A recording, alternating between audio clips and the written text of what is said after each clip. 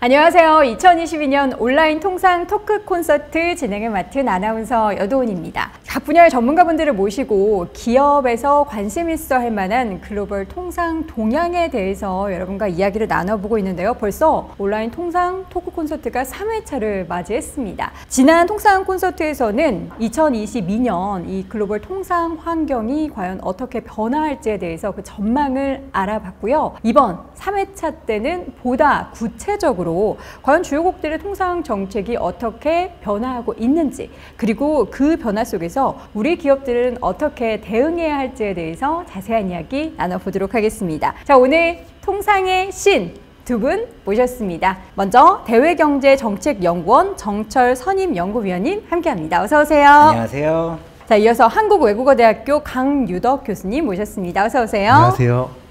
자, 두 분 모시고 이제 우리나라와 교역이 더욱더 활발한 미국, 중국, 그리고 유럽 연합 관련해서 올해 통상 정책의 목표 그리고 주요 내용에 대해서 자세하게 이야기 나눠보도록 하겠습니다. 자, 그럼 우리 정철 박사님께서는 G2, 그러니까 미국과 중국을 중심으로 이야기해 주실 거고요. 그리고 우리 강유덕 교수님은 EU, 유럽연합의 통상 정책 설명해 주실 텐데요. 2022년 제3회 온라인 통상 토크 콘서트 본격적으로 시작을 해보도록 하겠습니다. 네, 첫 번째 주제는요. 2022년 미국과 중국 그리고 유럽연합의 통상 정책의 기조에 대해서 자세하게 이야기 나눠볼 텐데요. 최근에 이제 러시아가 우크라이나를 침공하면서 이런 부정적인 환경 속에서 불확실성도 더 커지고 있는 통상 환경입니다. 특히나 임기 2년 차에 접어든 미국 바이든 행정부의 통상 기조는 과연 어떤 변화가 있을지 궁금한데요. 정 박사님 어떨까요? 바이든 대통령은 취임하면서부터 사실 그 경제 정책으로 미국의 재건을 표방을 했거든요. 빌드 백 베터라고 하죠.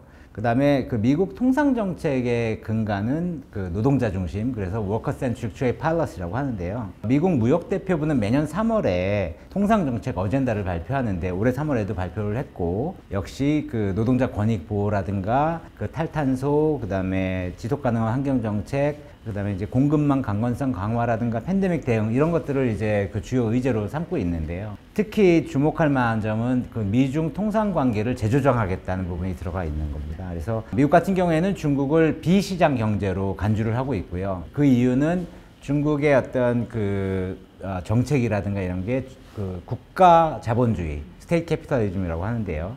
거기에 따라서 여러 가지 불공정한 그런 무역 관행을 보이고 실제로 반경쟁적인 그런 행태들이 있다. 왜냐하면 이러한 그 중국 국영 기업들이 전 세계 시장에서 민간 기업들하고 경쟁을 하게 되면 아무래도 민간 기업 입장에서는 버거울 수밖에 없기 때문에 거기에 따른 불만이 많이 그 토로되고 있는 그런 상황들 때문에 그런 거고요. 거기에 대응하기 위해서 미국은 좀 더 획기적인 국내 투자를 좀 해야 되겠다. 그래서 산업의 어떤 역량 강화를 하는데 집중적으로 정부가 좀 지원을 할 필요가 있다는 생각을 하고 있고요. 또 한편으로는 그 인도태평양 전략의 어떤 핵심으로 인도태평양 경제 프레임워크 IPEF라고 하는 거를 추진하면서 어떤 공동의 가치와 우선순위를 갖고 있는 동맹과 파트너들과 같이 협력을 강화하면서 어떤 중국에 대한 대응을 해나가겠다, 이런 정책을 펴고 있습니다. 미국 같은 경우에는 트럼프 행정부 때부터 이 중국에 대한 견제가 굉장히 심했고, 이제 중국을 말씀해 주신 것처럼 거기는 시장 경제 논리와 맞지 않다라고 해서 정말 다양한 정책들을 통상적으로도 많이 만들고 있는 것 같은데, 잠시 후에 이 자세한 내용을 우리 박사님께서 들려주실 거고요. 사실 지금이 엔데믹으로 넘어가는 사이길에 있는데 지금 그 사이를 좀 보면은 대외 경제적인 이런 환경이 굉장히 많이 달라졌어요. 특히나 이제 EU 같은 경우에는 개방적이고 지속 가능한 그리고 단호한 통상 정책을 펼치겠다, 이러한 또 슬로건을 내세우기도 했는데, 그렇다면 EU는 이번에 어떠한 통상 정책을 발표를 했고 좀 현재 진행은 어떻게 되고 있는지 궁금한데요. 그렇다면 우리 강유덕 교수님께서 좀 설명을 부탁드립니다. 유럽연합은 2019년 12월에 지금 현재 집행부가 출범했는데요. 당시 폰데라이언이 집행위원장이 되면서 발표했던 전략은 유럽 그린딜입니다. 2050년까지 유럽연합의 순탄소 배출을 0으로 맞추겠다는 굉장히 야심적인 전략인데요. 결국 기후변화 문제를 EU가 주도하겠다는 거죠. 그런데 이 과정에서 산업의 구조조정이 굉장히 많이 필요할 수밖에 없고요. 통상정책도 많이 변화될 수밖에 없습니다. 그러다 보니까 여기에 맞춰서 다양한 이제 이슈들을 이제 열거를 하게 되는데, 이유는 통상 정책에 있어서 WTO로 대표되는 다자 무역 체계를 가장 우선순위에 둘 것으로 보이고요. 그리고 이제 지역 무역 협정으로 넘어오게 되면은 지금까지 체결한 약 50개 정도의 지역 무역 협정의 이행을 강화하고, 그리고 통상 정책에 환경, 노동, 젠더, 그리고 이제 기업의 사회적 책임, 이런 사회적 이슈들을 계속 포함시키는 그런 모습을 보일 것 같습니다. 미국과의 이제 관계에 있어서는 기존의 무역 투자 협력을 굉장히 강화를 하되, 지금 이슈가 되고 있는 뭐 공급망 협력이라던가 기술 협력, 그다음에 규제, 이런 부분에서 협력을 강화할 것으로 보이고요. 중국에 있어서는 중국이 EU의 제1위의 무역 상대국이기 때문에 아무래도 시장 접근성 개선에 굉장히 노력을 할 것 같고요. 그 다음에 중국이 가지고 있는 여러 가지 불공정 무역 행위에 대해서는 시정을 요구하는 그런 모습을 계속 보일 것 같습니다. 알겠습니다. 그럼 마지막으로 이제 중국을 좀 정리해 봐야겠는데요. 과연 이 미국과 EU가 상당히 좀 계속해서 견제를 하고 있는 가운데 중국은 올해 어떠한 통상 정책으로 좀 대응을 하고 있나요? 사실 불과 몇 년 전까지만 해도 중국이 어떤 세계 국제 통상 무대에서의 어떤 위상, 이런 게 굉장히 높았다고 할 수 있죠. 그리고 이제 많은 국가들이 또 중국하고 또 무역을 많이 하다 보니까 거의 뭐 100개 이상 나라들이 중국이 거의 그 무역 1위 상대국 뭐 이런 상황이기 때문에, 그런 상황이었는데 최근에 이제 미국을 중심으로 해서 그 EU라든가 이런 서방 선진국들이 중국에 대한 견제를 많이 하다 보니까 중국의 통상 정책이 좀 적극적이기보다는 오히려 좀 더 수동적인 형태로 많이 가는 것 같고요. 왜냐하면 이제 미국이 견제를 많이 하다 보니까 중국 안에서도 사실은 경제 안보를 자기들도 강화를 한다는 측면, 그 다음에 그 국가 전략을 할 때에도 경제 안보라든가 국가 안보 이런 것들을 굉장히 높은 순위로 놓고 이제 정책을 짜고 있고요. 또 그걸 하면서 결국 이제 쌍순환 전략이라는 거를 내세웠는데, 그게 이제 뭐 내순환이 있고 외순환이 있고 한데, 실질적으로는 그 내순환에 좀 더 집중을 하는 그런 모양새를 보이고 있습니다. 그래서 보면은 이제 공급망 안정이라든가, 그 다음에 이제 핵심 기술이라든가 부품을 좀 자기네 안에서 자체적으로 좀 만들어 보겠다. 그 다음에 전략 물자를 관리를 좀 강화하고, 그다음에 내수 시장도 확대하고, 이런 것들을 이제 통상 전략에서 어떤 핵심적인 그런 과제로 삼고 있고요.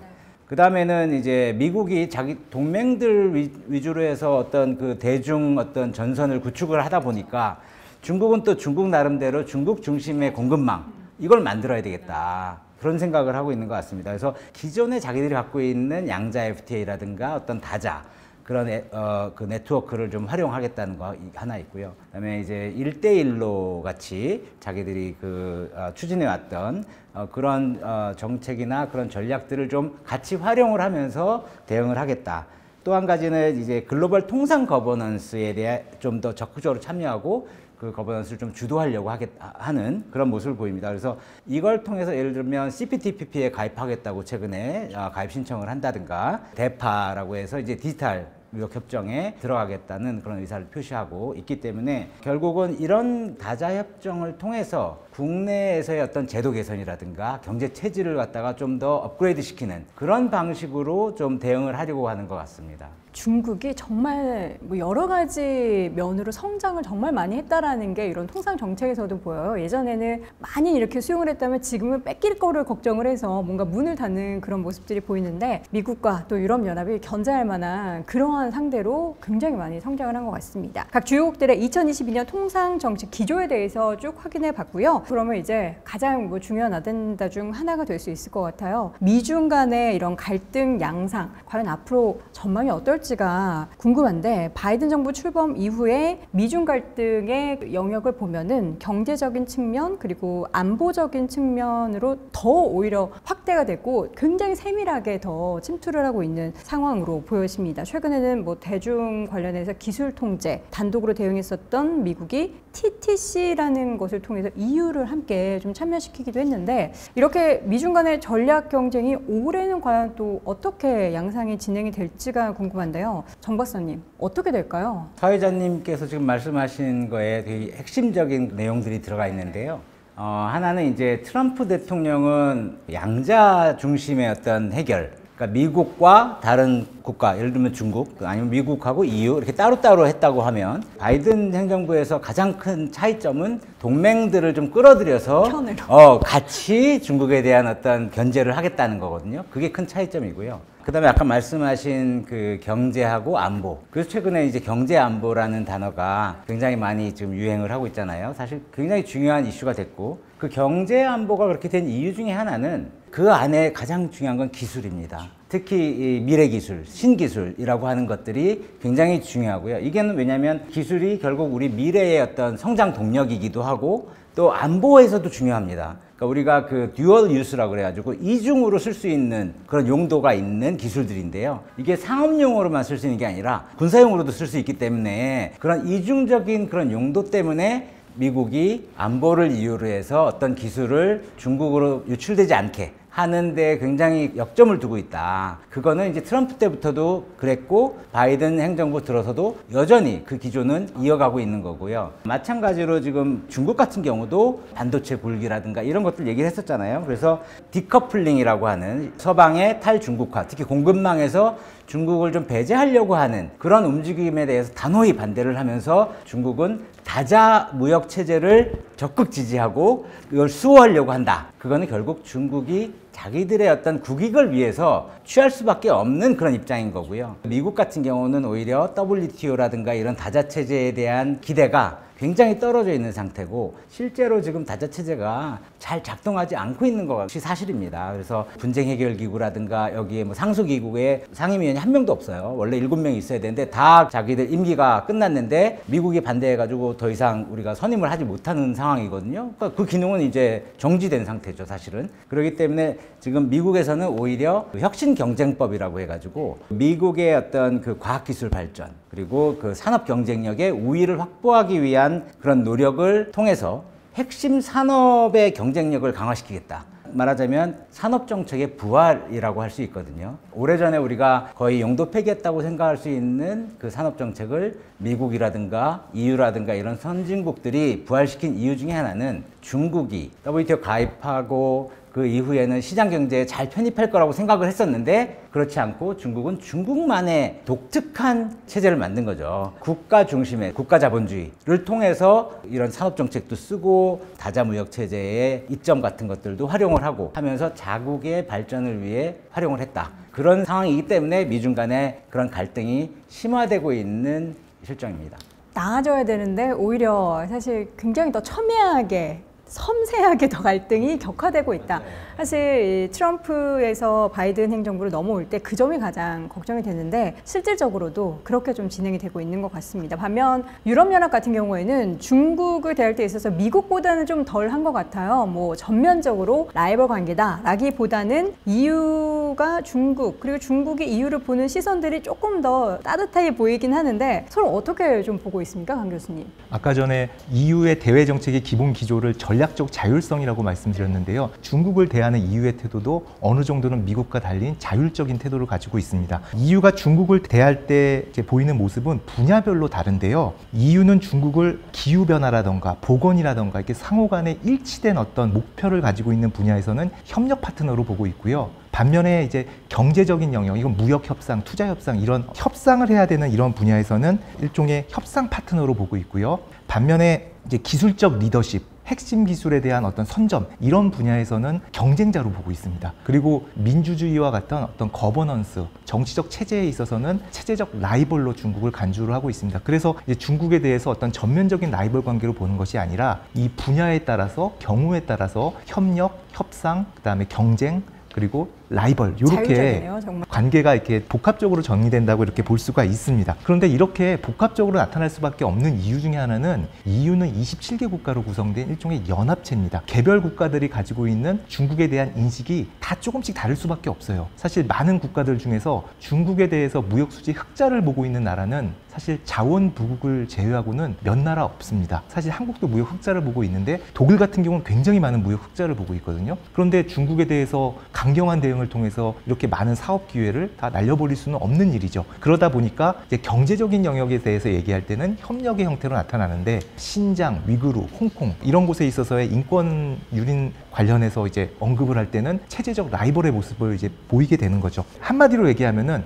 전반적으로 봤을 때는 경쟁적인 기조를 유지를 하긴 하는데 협력이 필요한 경우에는 최대한 협력을 함으로써 이익을 최대화한다라는 게 사실 EU의 입장으로 볼 수가 있고요. 반면에 이제 약간 좀 정치적인 안보적인 쪽으로 넘어와서 보면은 일단 EU는 중국이 경제 대국 G2가 되겠다는 야망을 가지고 있다라고 분명히 인식을 하고 있어요. 그리고 중국이 1인당 국민소득이 아직까지는 아주 높지는 않더라도 더 이상 개발도상국은 아니라는 거 명확하게 인식하고 있고 중국이 가지고 있는 중국 제조 2025 이런 부분에 대해서는 굉장히 경계적인 시선을 보이고 있습니다. 어떻게 보면은 미국이나 유럽이나 자국의 이익을 위해서 다 다르게 좀 스탠스를 취하고 있는 것 같아서 또 그 영역별로 특히나 우리나라 기업들이 각 분야별로 어떻게 대응을 해야 될지도 다 다를 것 같아요. 우리나라 기업도 머리 너무 아플 것 같은데요. 그렇죠. 머리 네. 아프죠. 사실 그리고 지금 말씀하신 것처럼 그 미국이나 뭐 EU나 중국이나 아니면 다른 나라들이 다 이제 이러한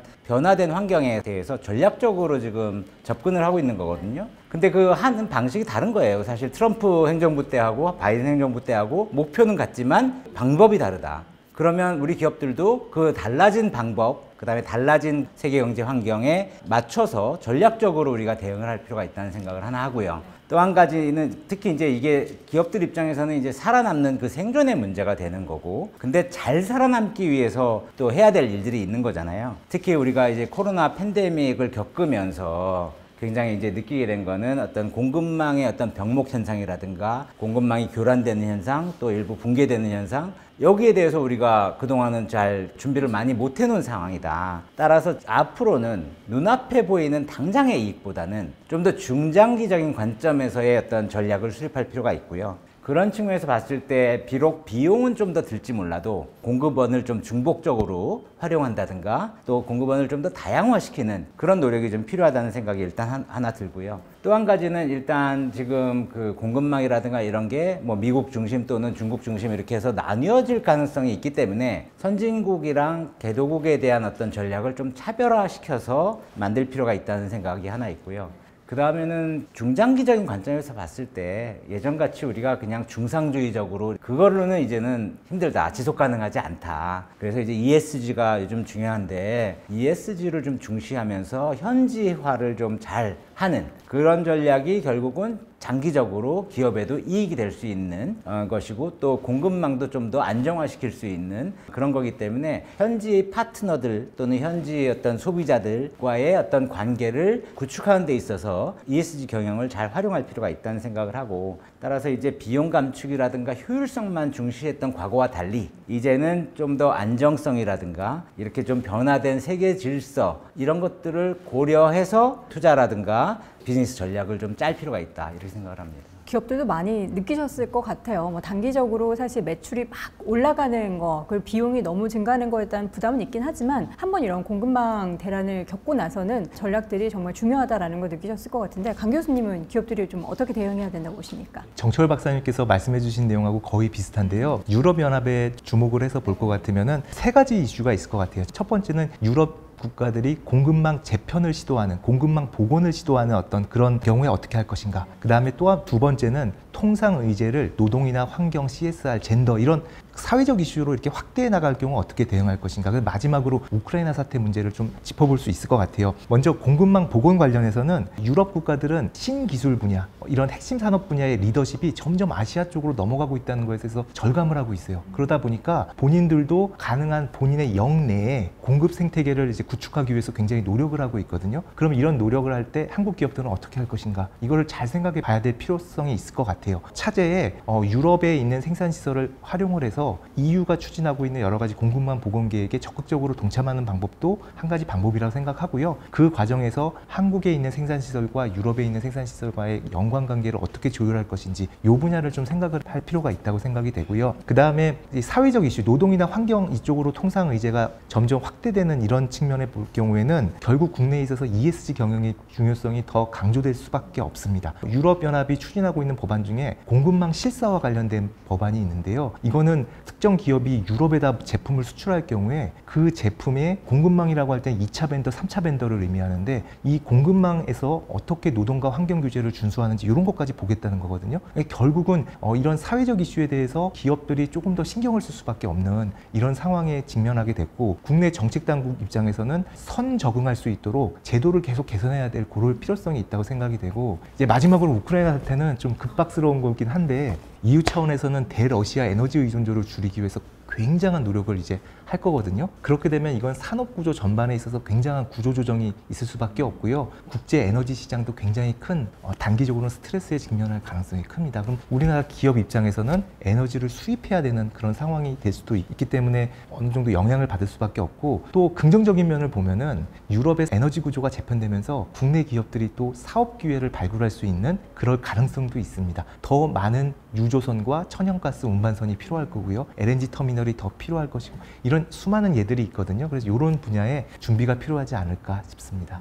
저희가 지금은 짧게 요약해서 말씀드렸지만 이 부분을 확대해서 발전시켜 나가는 것은 또 우리 기업들의 몫이기 때문에 앞으로 정말 변하고 있는 통상 환경 속에서 기업들이 더 열심히 또 발빠르게 노력을 해봤으면 좋겠습니다. 앞서서 저희가 이야기 나누는 가운데 공급망이라는 단어가 엄청 많이 등장을 했습니다. 공급망 이슈 관련해서는 우리나라 얼마 전에 요소수 사태가 정말 대단한 큰 이슈였고, 전 세계적으로 이 공급망이라는 단어가 많이 회자가 되고 있는데, 경제 안보 시대에서 주요국들이 자국 산업을 보호하기 위해서 또 견고한 공급망 관리나 협력 등을 위한 경제 공동체를 지향을 하고 있어요. 근데 보면은 좀 나눠진단 말이죠. 특히 이제 미국을 주도로 지금 구상하고 출범 예정인 인도태평양 경제협력체인 IPEF에 대해서 앞서서 잠깐 얘기해 주셨는데, 왜 출범이 되는 건지, 우리나라로 따지면 어떠한 특별한 배경이나 의미를 찾아볼 수 있을지 정박사님 어떻게 보십니까?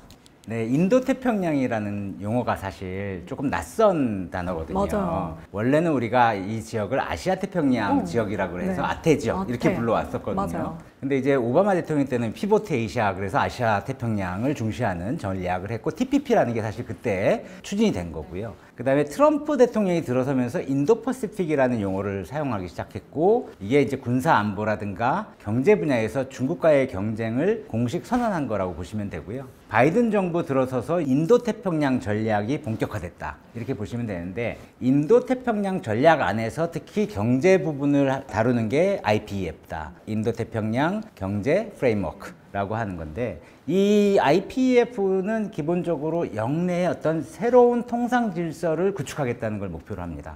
그리고 특히 이제 디지털이라든가 환경처럼 새롭게 부상하는 그런 신통상 분야에서의 어떤 규범을 새롭게 제정을 하겠다. 그 IPEF에 참여하는 국가들 중심으로. 그래서 이거는 사실 기존에 우리가 과거에 하던 그 FTA 같은 그 무역협정하고는 다르고요. 이게 어떤 관세를 인하한다든가 시장을 개방한다든가 이런 거는 포함되지 않고 있습니다. 그래서 실제로 미국에서도 그 의회 법률이 아니라 대통령 행정명령의 형식을 따르고 있고요. 그래서 나중에 의회 비준도 필요하지 않고. 근데 이 안에는 지금 4개의 필라, 4개의 기둥이라고 할 수 있는데, 첫째는 이제 공정하고 강건한 무역, 그 다음에 두 번째는 공급망의 강건성을 유지하겠다. 그 다음에 세 번째는 인프라, 청정 에너지, 탈탄소 이런 것들이 들어가고, 네 번째는 이제 조세 및 반부패, 이렇게 돼 있는데, 첫 번째 무역 관련된 거는 미국 무역대표부가 주관을 하고, 나머지 그 2, 3, 4번의 필라들은 상무부에서 주관을 하고 있습니다. 그래서 필라 1 안에 들어가 있는 그 무역 정책 안에는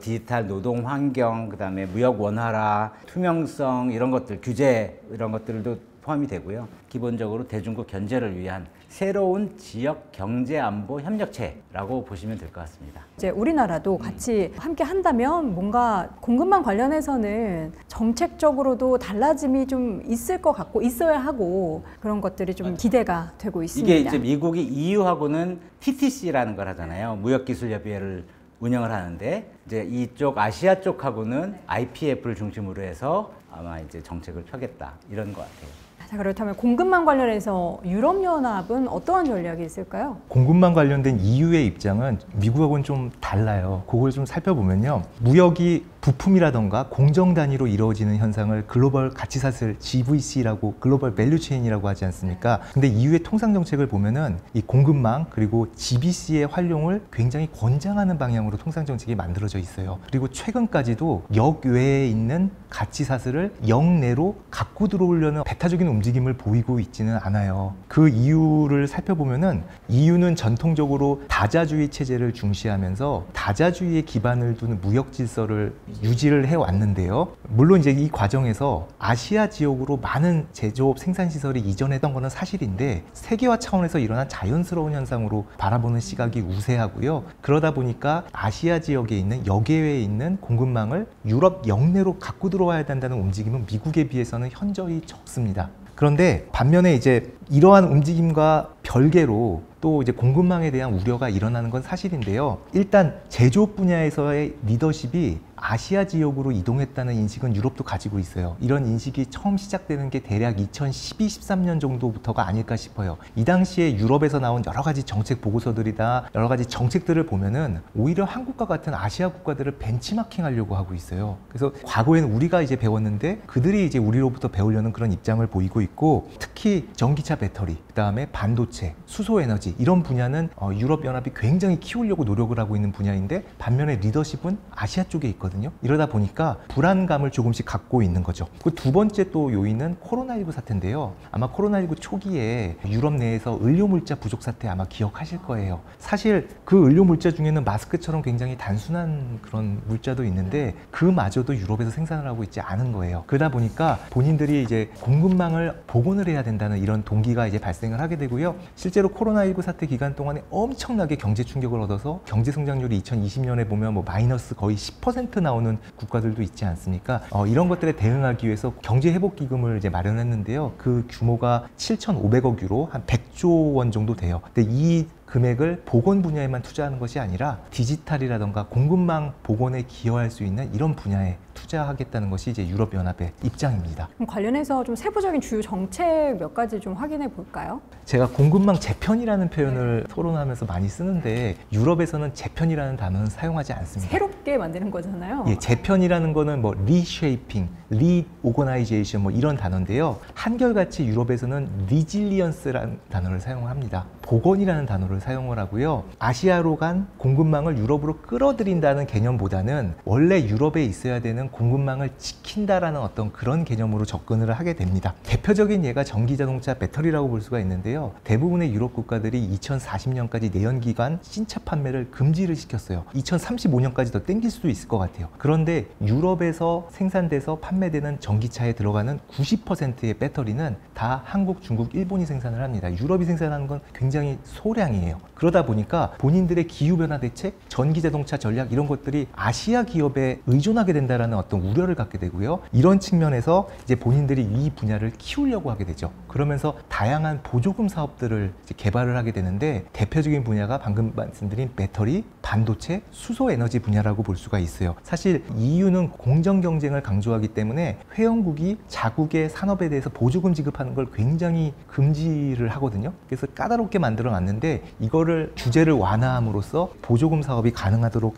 해왔고요. 다만 이제 이 보조금 사업이라든가 이런 것들이 미국에 비해서는 조금 더 그 강도가 약합니다. 그리고 개방성이 있어요. 그래서 역외 기업이라고 할지라도 유럽 내에 생산 시설을 가지고 있는 기업이라면 누구나 참여할 수 있게 운영한다는 점에서 조금 차이는 있습니다. 그래서 테슬라가 독일에 공장을 만들 수밖에 없는. 그리고 중국의 카텔도 독일에 배터리 공장을 건설하고 있습니다. 알겠습니다. 뭐 미국과 유럽 얘기 들어봤다면 이제는 중국 얘기를 들어봐야 할 것 같은데 사실 미국이랑 유럽이랑 얘기 들어보면 굉장히 탄탄하게 공급망 전략을 지금 만들려고 하거든요. 중국은 이런 공급망을 유지하기 위해서 어떤 전략을 좀 펼칠까요? 그러니까 사실 앞서도 잠깐 말씀드렸지만 중국이 참 곤란한 상황인 것 같아요. 계속적으로 이제 발전을 해야 되고 하는데 미국이라든가 유럽이라든가가 같이 협력해서 하던 관계가 이제는 좀 경쟁이 되는 관계로 바뀌었다는 게 가장 큰 고심거리 중에 하나인 것 같고요. 왜냐하면 여전히 중국이 많이 성장을 하고 발전을 했지만 아직도 첨단 기술이라든가 장비라든가 이런 소재라든가 이런 것들은 뭐 미국, EU, 그다음에 일본 이런 데 많이 의존을 할 수밖에 없고 또 특히 뭐 일부는 또 한국에도 의존을 할 수밖에 없는 그런 상황이기 때문에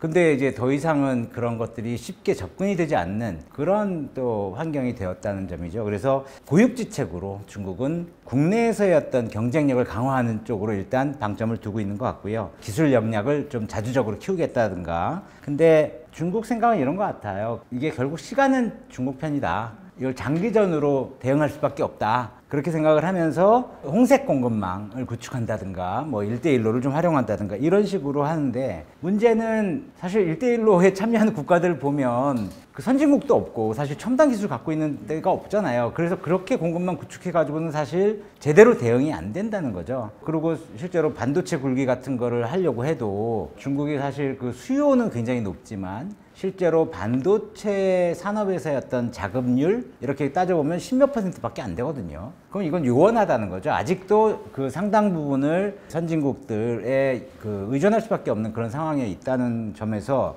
굉장히 이제 고심이 깊을 수밖에 없다. 특히 이제 미래 기술의 핵심이 되는 이 반도체 분야에 대한 산업 육성 이런 거에 좀 난항을 겪을 수밖에 없다는 점이 하나 있고요. 또 한 가지는 공급망이라는 게 사실 경제적인 이슈인 것 같지만 또 정치적인 영향을 받는 것들도 꽤 있는 거거든요. 왜냐하면 예를 들어서 지금 중국이 제로 코로나 정책을 하고 있는 이유는 시진핑의 3년임이 올해 하반기에 예정되어 있기 때문에 그걸 위해서 제로 코로나 정책을 포기할 수 없는 상황인 거거든요. 원래대로 따지면 지금 다른 나라들처럼 어떤 방역을 완화한다든가 이런 식으로 출구 전략을 짜야 되는데 중국은 그걸 할 수가 없고 제로 코로나 정책을 계속하기 위해서 이렇게 상하이가 봉쇄된다든가. 근데 이런 거는 사실 글로벌 공급망 측면에서 봤을 때는 굉장히 중요한 리스크 요인이거든요. 그러면 누가 이렇게 정치적인 이유 때문에 공급망의 불안정을 초래하는 중국하고 같이 파트너가 돼서 계속 글로벌 공급망을 끌어나가겠느냐, 이런 문제도 또 발생하는 거거든요. 그런 점에서 사실 중국이 겪고 있는 문제라든가 그 과제가 굉장히 좀 쉽지 않을 것 같다, 이런 생각을 합니다. 정치적으로도 연계되어 있다 보니까 이게 또 내수 쪽에만 영향을 미치는 게 아니라 중국 외의 국가들은 영향을 끼치고 있는 부분이 참 안타깝습니다. 이 주요국들의 전략을 쭉 정리를 해서 들어봤는데, 그러면 가장 중요한 여기에서 공급망 대란, 우리는 또 어떻게 좀 전략을 취해야 될까요? 우리나라 통상당국과 그다음에 기업 차원으로 구분해서 한번 생각을 해볼 수 있을 것 같아요. 통상당국 입장에서는 유럽연합 같은 경우는 통상정책에 계속 노동, 환경, CSR, 젠더 이슈 이런 것들이 계속 들어가고 있기 때문에 통상정책의 포괄 범위가 복잡한 반면에 한국 같은 경우는 그 분야를 아직 깊게 포괄하고 있지는 못하거든요. 그러다 보니까 한국 입장에서도 통상정책을 변화시켜야 될 그럴 필요성이 있습니다. EU 쪽에서 노동이나 환경 관련된 이슈를 통상과 결합시켜서 한국에 요구할 경우에는 이 속도가 너무 빠를 경우에는 이거를 좀 막을 수 있는 명분도 또 만들어낼 필요성이 있고요. 이 명분과 별개로 국내의 어떤 규제 수준을 좀 더 강화해야 될 그런 필요성이 있습니다. 그렇게 함으로써 기업들이 선제적으로 적응할 수 있도록 이렇게 도모를 해야 되고요. 공급망 관련해서는 이렇게 보면 어떨까 싶어요. 한국이 지금까지 17개 정도의 양자 FTA를 체결을 했는데 그 FTA 보면 다 경제 협력과 관련된 조항들이 있는데 이 경제 협력과 관련된 활동은 굉장히 피상적입니다. 그런데 이 공급망 관련된 협력은 유럽이라던가 미국도 마찬가지고요. 굉장히 깊게 관심을 가질 수밖에 없는 상황이고, 더군다나 유럽 같은 경우는 여기다 에너지 이슈까지 넣을 경우에는 굉장히 전향적인 반응을 할 겁니다. 그래서 이렇게 협상을 그들이 원하고 또 우리가 줄 수 있는 이런 쪽으로 넓혀가는 방향이 필요하고, 기업 차원에서는 공급망 이슈가 나오게 되면은 어디까지를 현지에 가서 생산할 것인가 문제를 꼭 고민을 해봐야 될 것 같아요. 그리고 두 번째로 공급망 실사와 관련된 게 또 의외로 한국 기업한테는 복잡할 수가 있는데, 공급망 실사라는 게 원청 기업뿐만 아니라 하청 기업들의 환경 노동 기준도 다 검사를 하겠다는 거잖아요. 책임은 원청 기업이 갖습니다. 한국 기업이 독일의 뭐 벤츠나 이런 곳에다 납품을 한다고 했을 때 이 한국 기업은 2차, 3차 벤더가 중국이나 동남아시아에 있을 가능성이 높아요. 그런데 이 동남아시아 중국 기업의 노동 환경 기준 준수하는지의 여부를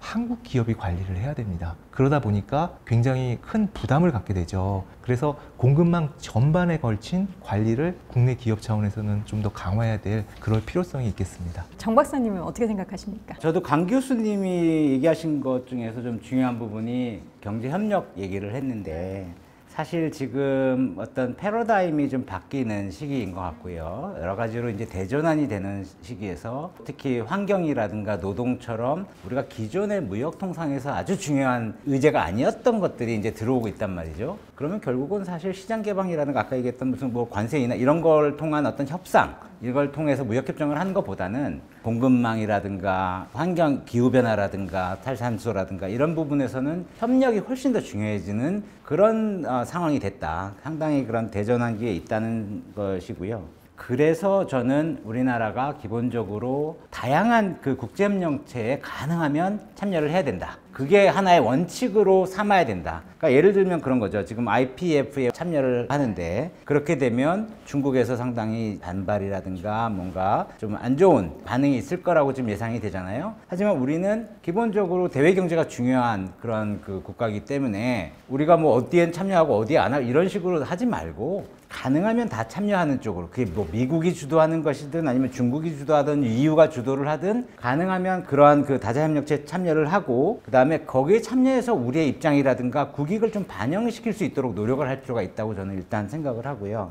뭐 한때는 우리가 안미 경중이라 그래서 안보는 미국, 경제는 중국 뭐 이렇게 했는데 이거는 뭐 더 이상 유효하지 않다고 보고, 특히나 이런 미중 패권 경쟁이 기술 패권 경쟁의 형태로 가고 있고 이 기술이 중요해지다 보니까 첨단 산업, 첨단 기술 이런 쪽 분야는 어쩔 수 없이 우리가 미국이라든가 이런 선진국들하고 협력을 강화할 필요가 있다. 그렇지만 우리가 개독하고 또 협력할 수 있는 부분은 또 우리가 계속해서 하면서 시장과 이런 부분들을 교류를 할 필요가 있다는 생각을 하고 있고요. 특히 이제 우리나라에서는 첨단 기술 분야의 경쟁력을 좀 키워야 되는 과제가 있다고 생각을 하고, 그걸 위해서는 사실은 투자가 굉장히 중요합니다. 그래서 투자 환경을 좀 더 비즈니스 프렌들리하게 만들 필요가 있고, 또 하나는 전문 인력을 좀 더 많이 육성을 해야 됩니다. 이런 그 첨단 기술 분야에서의 전문 인력이 상당히 많이 지금 부족한 걸로 보여요. 실제로 그 어떤 민간 기업들이 채용을 하려고 해도 잘 없는 것 같아요. 그래서 그런 부분이 있고, 또 하나는 공급망을 왜 우리나라에다 많이 해야 되느냐. 예를 들어서 뭐 R&D 센터 같은 것들도 우리가 좀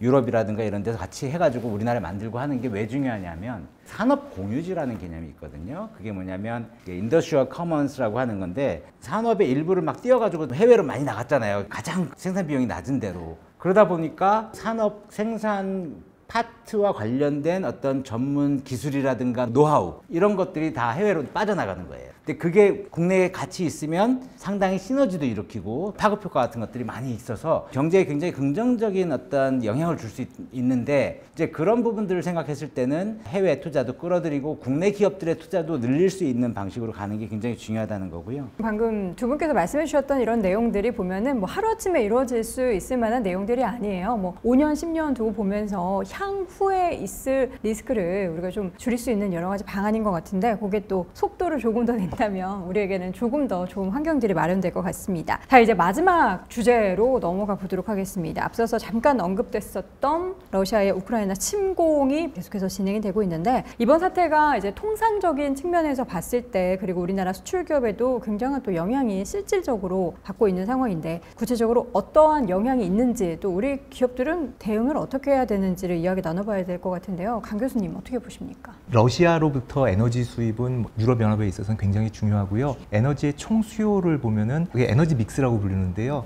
에너지 믹스의 25% 정도를 러시아로부터 수입을 합니다. 천연가스는 약 총 수입의 한 40%, 석유가 25%, 석탄이 한 45% 정도 수입이 돼요. 그런데 지금 우크라이나 사태 이렇게 전개되면서 EU가 계속 러시아를 경제 제재를 하는데, 러시아로부터 에너지 의존도를 완전히 끊겠다 라고 선언을 하고 나섰어요. 그래서 당장 올해 말까지 천연가스 같은 경우는 수입량을 3분의 2 정도로 줄일 거고요. 석탄하고 석유는 이제 수입을 안 하겠다라고 선언을 했습니다. 천연가스 같은 경우가 조금 어려운데, 이마저도 2027년부터 또는 2030년까지 아예 수입량을 제로로 만들겠다, 이렇게 선언을 했거든요. 그런데 이게 과연 가능할 것인가에 대해서는 많은 의문들이 있어요. 일단 정책 의지는 굉장히 강합니다. 그러면 이 정도로 많은 에너지를 수입을 하지 않겠다면 어떻게 충당을 해야 되는가? 결국은 세 가지 정도밖에 답변이 없는데요. 첫째는 에너지 수입원을 다원화하거나, 둘째는 신재생 에너지원의 원을 늘리던가, 여기는 원자력도 어느 정도 포함될 가능성이 있어요. 세 번째는 에너지 효율을 강화하거나 소비를 줄이거나 뭐 이제 이런 조치를 할 수밖에 없거든요. 그렇게 되면은 일단 환경 규제는 더 강해질 가능성이 높아요. 왜냐하면은 신재생 에너지의 비중을 늘리고 그 다음에 에너지를 절감하겠다라는 거는 결국 환경 규제를 강화하고 기후변화 대응을 더 강화하겠다는 거기 때문에 이런 측면에서 보면은 국내 기업들도 더 강력해진 환경 규제에 대응을 해야 되는 이런 그런 의무가 생기게 되고요. 또 한편으로 수입원을 다원화하겠다는 거는 러시아로부터 수입하던 천연가스를 중동 지역에서 수입하겠다는 거거든요. 그러면 이제는 수입원이 한국이랑 겹칩니다. 한국도 수입을 해야 되는데 유럽도 들어오게 되면은 그들이 자금력을 가지고 있고 장기 거래를 하려고 하기 때문에 국내 기업이 더 부담을 느낄 수밖에 없어요. 그래서 여기에 대해서 어떻게 대응해야 되는지를 좀 생각을 해야 필요성이 있고, 그 다음에 이 과정에서 분명히 수많은 또 사업 기회들도 창출이 됩니다. 일단 에너지 절감을 위해서는 태양광 이제 발전을 해야 되고, 수력 발전이라던가 풍력 발전 이런 거 늘릴 수밖에 없고요. 에너지 절감형 건물, 에너지 절감형 펌프 이런 것도 다 도입할 수밖에 없거든요. 그리고 운송 시설에 있어서도 석유라던가 가스라던가 시설들을 많이 늘려야 되는데, 이 과정에서 국내 기업들에 대한 수요가 늘어날 수 있어요. 그러니까 이 분야에 대해서는 또 선제적으로 사업 기회를 포착하기 위해서 준비를 하면 된다고 생각을 합니다. 부정적인 이야기 하실 때는 강 교수님의 표정이 굉장히 어두웠는데 기회에 대한 이야기를 하실 때는 밝아지셨습니다. 부정적인 환경에서도 우리가 또 굳건하게 잘 헤쳐나가서 기회를 포착해서 잡아야 될 것 같은데, 여기에 대해서 정 박사님은 어떻게 생각하십니까? 네, 러시아 우크라이나 전쟁이 우리 기업들에게 미친 직접적인 영향은 좀 제한적일 겁니다. 왜냐하면 우리나라하고 러시아 우크라이나하고의 무역 투자 관계가 상당히 좀 미미한 편에 속하기 때문에 그런데요. 그럼에도 불구하고 간접적인 영향은 있을 거다. 왜냐하면 그 유럽 경제에 미치는 그런 영향이 클 거기 때문에 실제로 유럽 경제 성장률이 굉장히 낮아질 걸로 지금 전망이 되고 있고요. 그런 상황에서 사실 그 러시아가 전쟁을 어떻게 종식시킬지에 대한 출구 전략이 불투명하기 때문에 분명히 이게 장기화될 가능성이 있습니다. 그래서 지금 이런 전쟁, 중국의 제로 코로나 정책에 따른 봉쇄 이런 것 때문에 이제 세계 경제 불확실성은 커지고 또 공급망 붕괴 가능성도 많이 늘어나고 있는 상황에서 인플레이션 대응을 위해서 이제 주요국들이 긴축적인 통화 정책을 하고 있잖아요. 그래서 IMF 같은 경우에 그 세계 경제 성장 전망치를 작년 10월 달에 4.9%에서 올해 4월 달에는 3.6%로 1.3%포인트 인하를 시켰어요. 그만큼 세계 경제의 환경이 불확실하다는 점이고요. 그래서 우리 기업들은 이런 공급망 교란에 대비해서 주요 원자재 공급이라든가 공급망을 좀 더 새롭게 재편하는 데도 대비를 할 필요가 있고요. 당분간 이런 쉽지 않은 이런 세계 경제 여건을 감안해서 전략을 수립하고, 또 아까 말씀하신 것처럼 위기를 기회로 만드는 그런 지혜도 잊지 않아야 된다 생각합니다. 러시아의 우크라이나 침공 사태가 경제적으로 미칠 파장은 사실 지금 단기간보다 앞으로 중장기적으로 계속해서 더 커질 텐데요. 이에 따라서 우리 기업들이 그 대응 방안을 잘 모색해서 더 큰 피해는 없기를 바라봅니다. 자, 지금까지 2022년도 주요국 통상정책의 주요 내용도 확인해봤고, 그 시사점 4가지 주제에 대해서 심도 깊은 대화를 나눠봤는데요. 그럼 마지막으로 올해 미국과 중국 그리고 유럽연합의 통상정책, 또 우리의 대응 관련해서 특히나 이제 기업인 여러분들께 드릴 말씀을 한 분씩 좀 들어보도록 하겠습니다. 정 박사님 먼저. 네. 팬데믹, 그리고 그다음에 전쟁, 그다음에 인플레이션, 경기 침체 이런 것들로 인해서 이제 세계 경제가 스태그플레이션 가능성까지 지금 거론되고 있잖아요. 그래서 세계 경제 전망이 밝지 않은 상황인데요. 이런 어려움이 결국 우리한테만 있는 게 아니고 다른 나라 기업들도 유사한 상황에 처해 있기 때문에 과거에도 그랬듯이 우리가 이 위기를 기회로 만들어 온 그런 기업인들의 지혜와 용단이 무엇보다 필요한 시기라고 생각을 하고요. 그래서 앞서도 말씀드렸지만 당장의 작은 이익보다는 중장기적 관점에서 전략을 수립하는 게 필요한데, 이게 기업들에게만 맡겨둘 수 있는 부분은 아니고, 지금 주요국들의 정책 특징이 산업정책이라든가 이런 걸 통해서 민간에만 맡겨두지 않고 정부가 적극적으로 개입을 하거나 지원을 해주는 형식으로 바뀌고 있습니다. 그래서 우리나라에서도 사실은 우리 기업들이 좀 더 적극성을 발휘해서 정부의 지원이 필요한 분야라든가 아니면은 비즈니스 환경을 개선해야 되는 어떤 규제 개혁이 절실한 부분, 이런 부분에 대해서 정부의 좀 목소리를 좀 높일 필요가 있다. 그래서 민관 협력을 좀 더 강화해 나가면서 이러한 위기를 대응할 필요가 있다, 이렇게 생각을 합니다. 위기를 기회로, 또 우리는 뭉쳐야 산다, 이런 정도로 마무리해보면 좋을 것 같고요. 강윤덕 교수님도 한 말씀 부탁드립니다. 미중 패권 경쟁, 그리고 코로나19 사태, 그리고 러시아의 우크라이나 침공, 이 3가지 이슈가 가지고 있는 공통점은 공급 충격을 야기한다는 겁니다. 공급 충격 같은 경우는 사실 대처하는 방안이 굉장히 어렵습니다. 그래서 국민 경제라는 일종의 몸으로 어느 정도는 받아낼 수밖에 없는 상황이고요. 이 과정에서 짧게는 1년, 길게는 2, 3년 어려움이 좀 있을 수밖에 없는 상황인데요. 공급 충격이 있은 후에 반드시 나타나는 것은 산업 구조의 재편입니다. 1973년도에 제1차 석유 파동이 있었을 때도 생각을 해보면 당시에 대형 자동차, 기름을 굉장히 많이 사용하는 연비가 낮은 대형 자동차들이 오히려 판매가 급감하게 되고요. 작은 소형 자동차들이 판매가 증가하면서 이런 소형 자동차 생산하는 기업들이 굉장히 크게 성장을 했거든요. 마찬가지로 이번에 세 가지로 인해서 발생하는 공급 충격에서도 분명히 산업 구조의 조정이 있을 거고요. 이 조정에 적응하는 기업들이 굉장히 또 크게 성장할 수 있는 기회를 갖게 될 겁니다. 따라서 너무 인플레이션이라던가 너무 이제 암울한 소식에만